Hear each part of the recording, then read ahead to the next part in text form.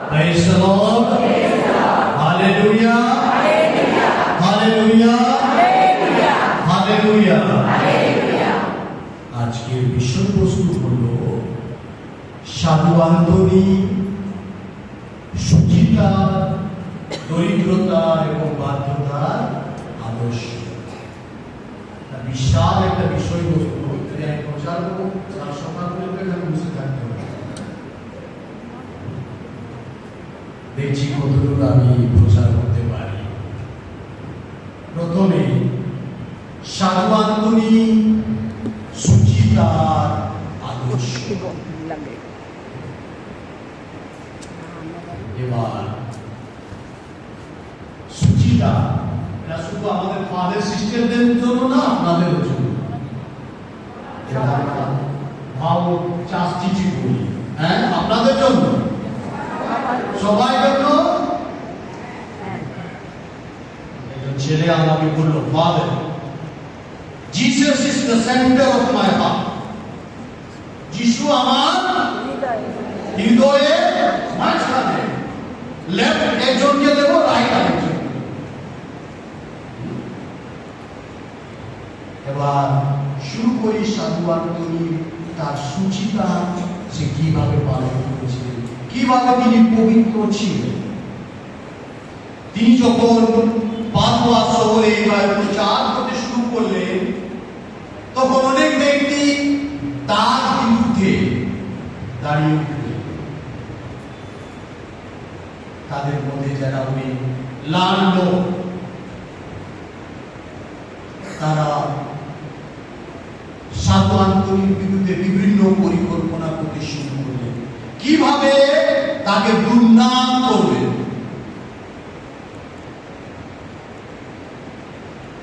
এমন সময়ে সেখানকার একজন বাসিন্দা, তিনি একজন সুন্দরী মেয়ে, যেটা খারাপ মেয়ে বা প্রস্টিটিউট বা বেশ্যাকে সাধু আন্তনি রুমে পাঠিয়েছিলেন টাকা দিয়ে, সাধু আন্তনিকে প্রলোভন দেখাবার জন্য।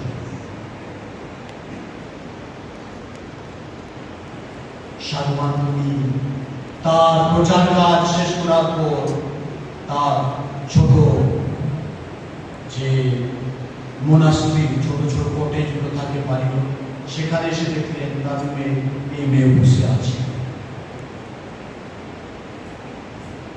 তিনি বুঝতে পারলেন এই মেয়ে কেন আমার রুমে এসে বসে আছে।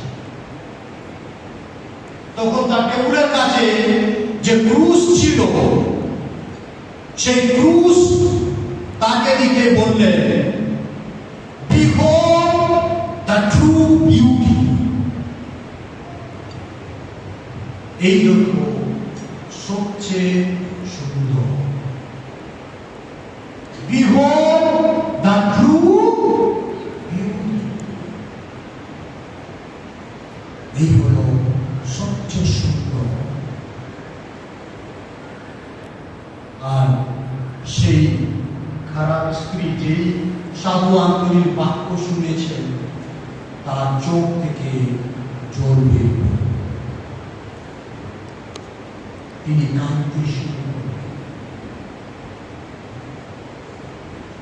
তিনি পশ্চাৎতাপ করলেন এবং মন পরিবর্তন করে সে বাড়ি ফিরে গেলেন।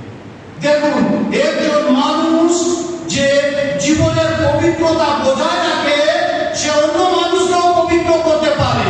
কিন্তু যে মানুষ নিজের জীবনের পবিত্রতা না থাকে, সে অন্য মানুষকে পাপে ফেলে দেয়।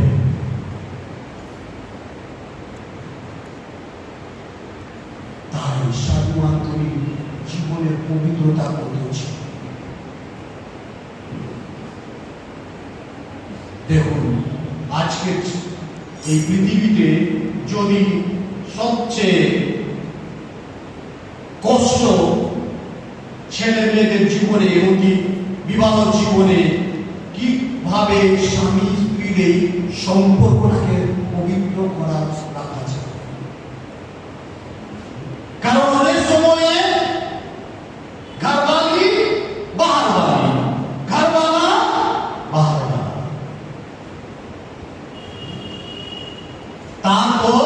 এর সঙ্গে যখন স্বামী স্ত্রী আসে তখন বাঁদরের নাচ শুরু,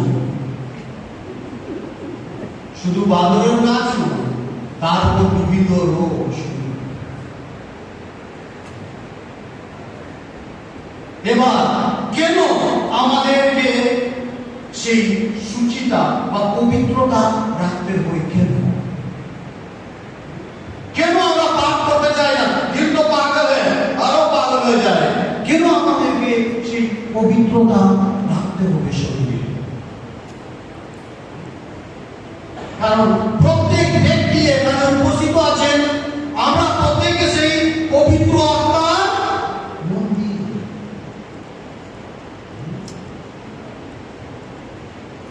আমাদের শরীর সেই পবিত্র আত্মার মন্দির। দেখুন এই গির্জাঘর কত সুন্দর আছে না? যদি এখানে একটু আমি দাগ লাগিয়ে দিই বা একটু ভেঙে ফেলি, কিভাবে এই গির্জার সৌন্দর্য নষ্ট হয়ে যায়। তেমনি যখন আমরা এই শরীর দিয়ে পাপ করি, এই শরীরের পবিত্রতা নষ্ট হয়ে যায়।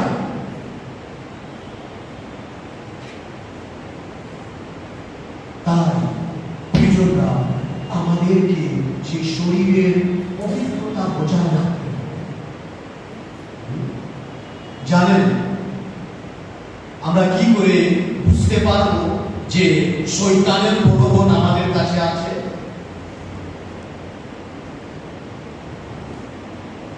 শয়তানের প্রলোভন আমাদের মধ্যে থাকে, তা কি করে আমরা বুঝতে পারি?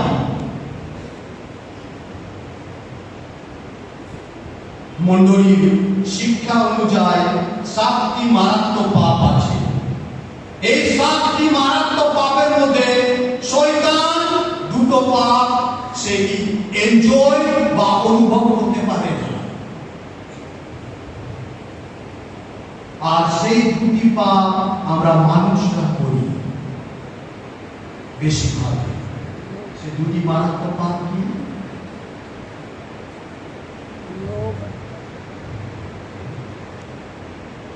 প্রথম হলো কামনা বা প্রেশার। এই প্রেশার বা কামনা অনুভব করার জন্য শরীর দরকার। যদি শরীর না থাকে মানুষ তা অনুভব করতে পারে না, আর শয়তানের তো শরীর নেই। তাই যে মানুষের মধ্যে, ইংরেজিতে বলি দিস ইনঅর্ডিনেট প্রেশার, বাংলায় কিভাবে মানে বলা যায় বলতে পারবো সঠিকভাবে, মানে যে কামনা ইচ্ছা অনেক থাকে, যেটা বলে ইনঅর্ডিনেট ডিজায়ার, ইনঅর্ডিনেট প্রেশার, সেটা শয়তানের চিহ্ন যে শয়তান সেই ব্যক্তির কাছে আছে। Praise the Lord, praise the Lord, praise the Lord. দ্বিতীয়, শয়তান আরেকটা পাপ এনজয় করতে পারে না, সেই হলো গুলা, খাওয়া। খাওয়া, খাও খাও খাও, খাবার জন্য শরীর দরকার, শয়তানের শরীর নেই। যে মানুষ নিজের প্রয়োজন চেয়ে বেশি খায়, খেয়ে খেয়ে এদিকে বেরিয়ে যাবে সেদিকে বেরিয়ে যাবে, রান্না কোন থেকে বেরিয়ে যাচ্ছে না। বুঝলো, মানুষ যখন অসুস্থ থাকে শরীর বড় হয়ে যায়, ওটা আমি সম্মান করি, কিন্তু খেয়ে রে। তাই জন্য যখন আমরা ডাক্তার কাছে যাই, ডাক্তার প্রথম কি বলে? মাংস কম করো, ব্যায়াম করো, এক্সারসাইজ করো।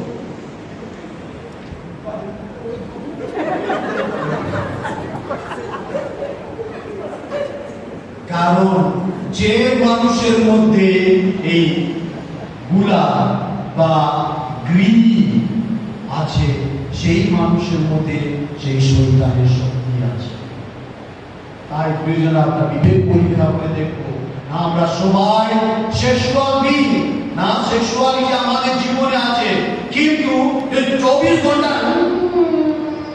চলতে থাকে, এই দাল মে কুছ কালা হ্যায়। আর এখন কি হচ্ছে, আমি শুধু প্রচার করলাম, আমি সার্টিফাইড সাইকোলজিস্ট। এখন মানুষ এই কামনা চিন্তা করে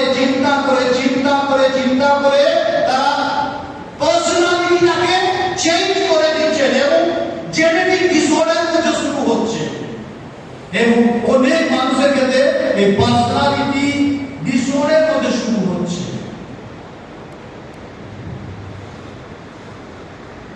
তাই আমাদের জন্য সবচেয়ে বড় উদাহরণ সামনে আমি আমার শরীরের পবিত্রতা বজায় রাখব। এই শরীর ঈশ্বর দিয়েছেন, এই শরীর পবিত্র, এই শরীরকে আমি নষ্ট করতে চাই না। এই শরীরের পবিত্রতা বজায় রাখব আর তার জন্য তিনি আমাদের কাছে বিনত প্রার্থনা করেন। জানি না আমাদের হিন্দু ধর্ম শাস্ত্রে একটা সুন্দর একটা গল্প আছে, আপনারা ইউটিউবে চেক করতে পারেন। কালিদাস, শুনেছেন কালিদাস? সুন্দর একটা গল্প আছে না? না ওই কারণে না, আরেকটা আছে। তার যখন তিনি ওই যুবক অবস্থায় ছিলেন না, তিনি খুব রোমান্টিক ছিলেন। আমরা জানি বাড়িতে যখন ছেলেরা খুব রোমান্টিক মানে মুভির মতো করে বলে, তখন বাবা মা কি করবে? তার জন্য মেয়ে দেখে দেব। তাই তুলসী দাসের জন্য তাকে একটা সুন্দর মেয়ে সঙ্গে বিয়ে দেওয়া হয়েছিল, রত্নাবলী। জানি না ওই সমস্ত ইনভেস্টিগেশন করিনি, যা ইউটিউবে দেখেছি। এবং বিয়ের পর তুলসী দাস ওই মেয়েকে খুব ভালোবেসেছিল, সব সময় তার কাছে থাকতেন। এবার ইউপিতে বারাণসীতে ওই মেয়ের বাড়ি নদীর এদিকে আর তুলসী দাসের বাড়ি নদীর অপরে। এবার কি হলো, রত্নাবলী একদিন তার বাপের বাড়িতে চলে গেছে 2-3 দিনের জন্য। এবার তুলসী দাস আবারও থাকতে পারেনি, আমাকে আমার বউর কাছে। তখন বৃষ্টি পড়ছে, আরো নদী ধারে আসে দেখে এবার নৌকা নেই নদী সেপার যাওয়ার জন্য। এবার ও কি করবে? আমরা জানি হিন্দু ধর্মে অনেক সময় ওই মৃত্যু শরীরগুলো নদীতে ভাসিয়ে দেয় না, ও একটা মৃত্যু শরীরকে নিয়ে এসে তার উপরে রেখে দিয়ে ও বেশে তার শ্বশুর বাড়ি চলে গেল। বৃষ্টিতে ভিজে আর গেট বন্ধ ছিল, ও বলছে সাপ ধরে সাপকে দড়ি করে ও রত্নাবলী যেখানে ঘুমাচ্ছিল সেখানে লাফিয়ে পড়ে গেছে। বলল, তোমাকে আমি খুব ভালোবাসি, তোমাকে ছেড়ে আমি থাকতে পারি না। অনেক সময় ছেলেমেয়েরা এইভাবে বলে না, আমাকে বিয়ে করে দাও, আমার কাছে থাকতে পারবো না। এটা ঝুটা পেয়া। তখন রত্নাবলী তাকে বলে, হোয়াট এ লন্ডের কাজ তুমি এখানে কি করছো? না, আমি তোমাকে খুব ভালোবাসি। তখন রত্নাবলী তাকে বললেন, তুমি আমাকে অত কেন ভালোবাসছো? আমি শরীর এবং মাংসের তৈরি একজন মানুষ, তুমি আমাকে অত ভালোবাসছো? তুমি আমার সৃষ্টিকর্তাকে ভালোবাসো যে আমার চেয়েও বেশি সুন্দর। তুমি আমাকে অত কেন ভালোবাসছো? আমি শরীর মাংস তৈরি একজন মানুষ, আমার সৃষ্টিকর্তাকে তুমি ভালোবাসো যে আমার চেয়েও বেশি সুন্দর। এই বাক্যটা তার হৃদয়ে স্পর্শ করে। সে সব কিছু ছেড়ে দিয়ে ধ্যানে মগ্ন ছিল এবং সর্বশেষে বিভিন্ন ওই কবিতা বিভিন্ন কিছু লিখেছিল তার কালিদাসে। তাই প্রয়োজন না। আমরা সূচি হতে পারি, পবিত্র হতে পারি, যদি আমরা সেই ঈশ্বরের ভালোবাসা বুঝতে পারি। আর তারই জন্য আমরা গির্জা আসি, প্রার্থনা করি যেন আমরা সেই ঈশ্বরের ভালোবাসাকে বুঝতে পারি। তাই যদি আবার বলি, আমরা প্রত্যেকে, আমি ফাদার হয়ে আমাদের সবাইকে, প্রত্যেক ব্যক্তিকে নিজের জীবনে সেই পবিত্রতা বজায় রাখতে হবে। আমি পাপ করব না। সেটি মোবাইল আছে, টিভি আছে, ইন্টারনেট আছে, ঘরবাড়ি আছে, বাহার বাড়ি আছে, এদিকে সেট আছে, ফোন করছে, নিজেকে নিজে বলতে হবে আমি পাপ করতে চাই না। এই শরীরে পবিত্রতা বোঝায় না।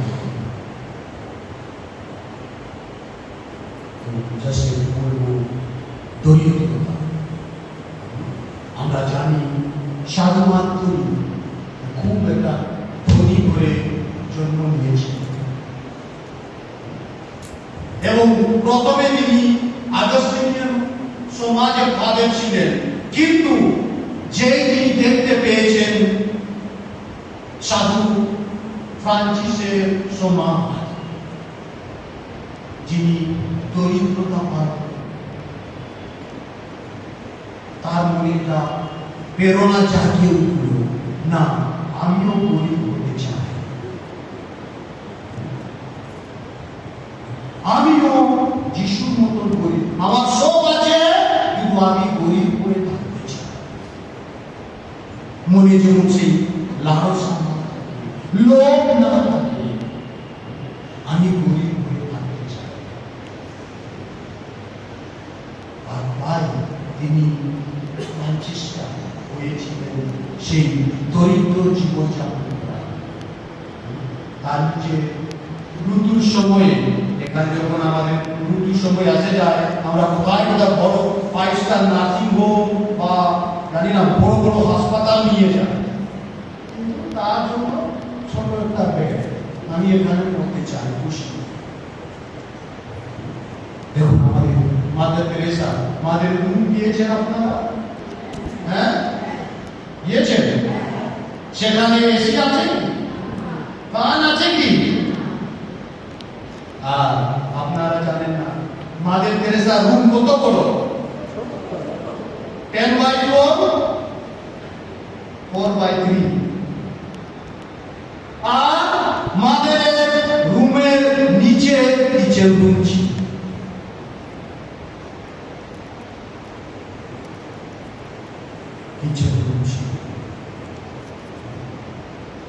এই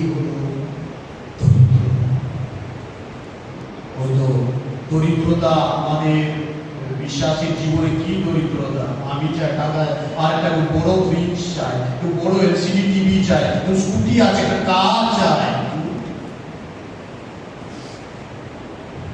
যখন মরে যাবো এইসব জিনিসগুলো কোথায় যাবে?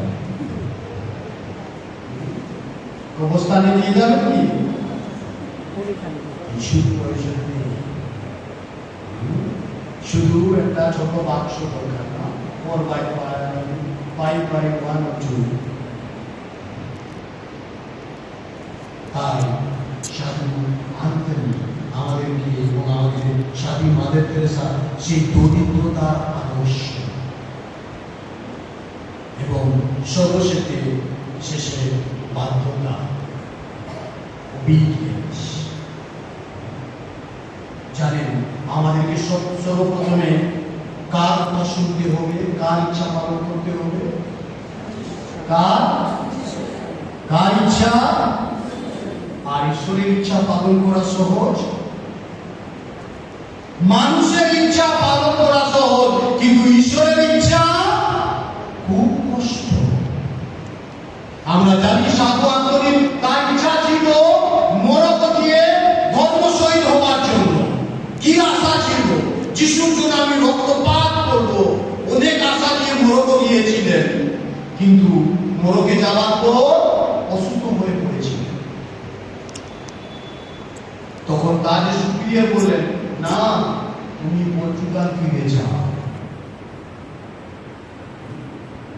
হতাশ হয়ে পড়লেন, কিন্তু তাকে যেতেই হল। আবার পর্তুগাল যাবার রাস্তায় ঘূর্ণিবার্তা সমুদ্রে শুরু হলো এবং সে এসে পৌঁছলেন সাউথ ইটালি, সিসিলিতে। তখন তিনি বুঝতে পেলেন, ঈশ্বরের ইচ্ছা আমি ধর্ম শহীদ হব না, ঈশ্বরের ইচ্ছা যে আমি ধর্ম প্রচার করব। তাই পরিচর্যা সর্বপ্রথমে আমাদেরকে ঈশ্বরের বাক্য শুনতে হবে, ঈশ্বরের ইচ্ছা পালন করতে হবে। এখন মনে এখন নোভেনা চলছে, অনেক ব্যক্তি আছে বাড়িতে বসে সিরিয়াল দেখবে না। হ্যাঁ, ছোট একটা মাদার তেরেসা গির্জার ছোট একটা গল্প আছে, এবং বলে শেষ। এখানে মায়েদের প্রার্থনা গ্রুপ আছে না? হ্যাঁ, মায়েদের প্রার্থনা গ্রুপ আছে। এই দিন একটা মায়েদের প্রার্থনা গ্রুপ ওরা প্রার্থনা করতে গিয়েছিলেন একটা বাড়িতে। প্রার্থনা করে একটু দেরি হলো, প্রায় 8:30-9টা হয়ে গেছে। যখন মা বাড়িতে ফিরেছে, বাবার মাথা গরম। কোথায় গেছিলে তুমি জানো না? দেরি হয়ে গেছে, এই প্রার্থনাটা বন্ধ করো, রান্না কে করবে? এই তখন মা বাবা বললেন, জানো, যে বাড়িতে আমি গিয়েছিলাম সেই বাড়িতে আমাকে 500 টাকা দিয়েছে।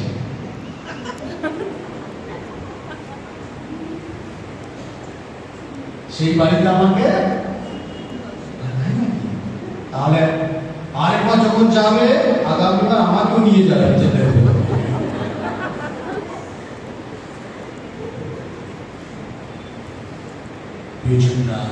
আমাদের প্রত্যেককে সেই ঈশ্বরের ইচ্ছা পূরণ করতে হবে।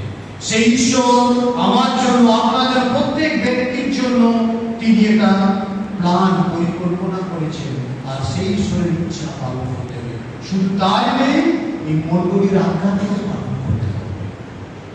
তাই আসুন আমরা সাধু আন্তরিক কাছে প্রার্থনা করি, আমরা যেন আমাদের জীবনে সেই আমাদের শরীরের পবিত্রতা বজায় রাখতে পারি, নিজের ব্যক্তিগত জীবনে সেই দরিদ্রতা বজায় রাখতে পারি, এবং ঈশ্বরের আজ্ঞাকে পালন করতে পারি।